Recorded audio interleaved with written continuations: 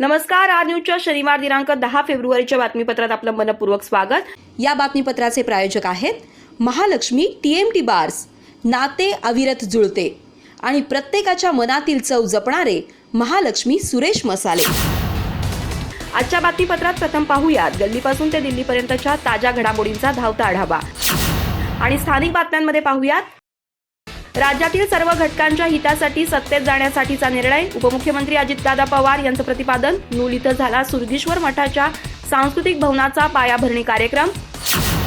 गडिंग्लज विभागातील ऊसाची प्राधान्यक्रमाने उचल करा, कारखाना प्रशासनाला प्रादेशिक सहसंचालक गोपाळ मावळे यांनी केल्या सूचना। 10 ते 15 मार्च अखेर गडिंग्लज उपविभागातील ऊस हंगामाची सांगता होण्याची शक्यता। हिरण्यकेशी नदीवर 25 फेब्रुवारीपासून लागू होणार उपसा बंदी, बेकायदेशीर उपसा केल्यास परवाना होणार रद्द। चित्री मध्यम प्रकल्पाच्या कालवा सल्लागार समितीच्या बैठकीत घेण्यात आला निर्णय। चंदगड तालुक्यातील कालकुंद्री इथं गवतगंजीला आग, शेतकऱ्याचं सुमारे 70,000 रुपयांचं नुकसान। अज्ञात समाजकंटकानं हेतुपुरस्पर आग लावली असल्याचा व्यक्त होतोय संशय। नवभारत साक्षरता अभियान या अशैक्षणिक कामावर शिक्षकांचा बहिष्कार, चंदगड तालुक्यातील सर्व शिक्षक संघटनांचा एकमुखी निर्णय। गट शिक्षण अधिकारी सुमन सुभेदार यांना दिलं निवेदन। आणि गडिंग्लजमध्ये गीते रामायण पाहण्यासाठी लोटला जनसागर, बेलबाग इथं श्री बसव किरण स्वामीजींच्या पट्टाधिकार सोहळ्यानिमित्त करण्यात आलं आयोजन।